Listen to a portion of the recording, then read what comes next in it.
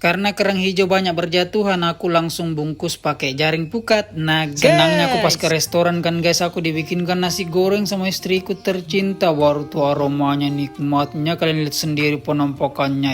Enak ini, kalian kira ndak enak? Kawi mantapnya ini. Siapa ndak senang kan mau beraktivitas gitu kan, terus tuh dikasihkan nasi goreng yang nikmat betul ini. Pasti enak ini karena istriku yang bikin kan. Banyak yang bilang enak istrimu tuh bang, nanti kalau sudah nikah tuh enak karena kau bisa masak. Padahal tetap aja istriku yang masak buat aku guys. Apalagi tuh masakannya enak-enak bah. Baru tuh menu-menu yang dia bikin tuh makanan yang jarang ku makan gitu kan. Bah, lebih bervariasi lah ku makan sekarang nih. Bukan ikan dak terus ku makan. Kita lanjut ke poin kedua, karena hari ini adalah sekarang aku mau bungkus kerang. Karena banyak berjatuhan kerangku guys. Dia kan menempel di kulit kayu aja. Nah karena ndak dibungkus ya jatuh-jatuh lah dia tuh kan pas kena gelombang. Musim gelombang semakin dekat, jadi kita harus prepare juga ini guys. Ini sudah aku pasangkan atap kan sebelumnya, tapi ini kita mau fokus ke kerang hijaunya dulu karena banyak jatuh-jatuh kan, daripada terbuang sia-sia. Walaupun kondisinya air ndak terlalu tenang, tapi aku memutuskan untuk langsung turun aja ke bawah ini karena kulihat itu batas airnya tuh sudah pas tuh di tempat kerang hijau menempel. Itu kalian lihat bagian pelampung-pelampung itu sebelumnya memang sudah kubungkus di sebelah situ. Nah sebelah lainnya tuh belum kubungkus, jadi hari ini kuputuskan untuk membungkusnya lagi guys. Jaring yang kupakai itu pukat troll yang biasa digunakan nelayan untuk menarik udang guys. Nah untuk jahitannya itu pakai benang gulung, karena kalau bawa HP ke bawah ini agak rawan, jadi kita rekamnya dari atas saja guys. Tapi ndak apa-apa lah kan, kelihatan aja kan dari atas guys. Buat yang biasa bertanya kapan panen kerang hijaunya bang, sabar ya karena ukurannya belum terlalu besar guys. Jadi nantilah pas aku panen aku videokan juga buat kalian kan yang penasaran. Aku habis ambil pukat trollnya lagi dari perahu ketintingku. Setelah aku gunting-gunting gitu kan, aku sesuaikan ukurannya untuk membungkus kayunya yang ada kerang hijaunya. Agak susah menjelaskan secara detail guys karena rekamnya kan dari atas, baru tuh kan beresiko juga kalau aku bawa HP ke bawah bah. Semoga lah kalian paham-paham apa yang kujelaskannya, dan bisa kalian lihat sendiri dari penampakan kejauhan begini. Air sudah mulai pasang tapi aku tetap melanjutkan karena ini belum sampai leher. Nanti pas sudah sampai leher atau paling enggak tuh sudah selesai lah bagian-bagian kerang hijau yang bakal dibungkus. Ternyata sudah selesai dan ini aku bersiap untuk naik ke restoran. Karena guys, tadi aku sambil meraba-raba juga di batang kayunya kan tempat ada kerang hijau tuh, jadi ada yang besar-besar, cukup besar lah aku ambil nih beberapa guys, lumayan lah kan.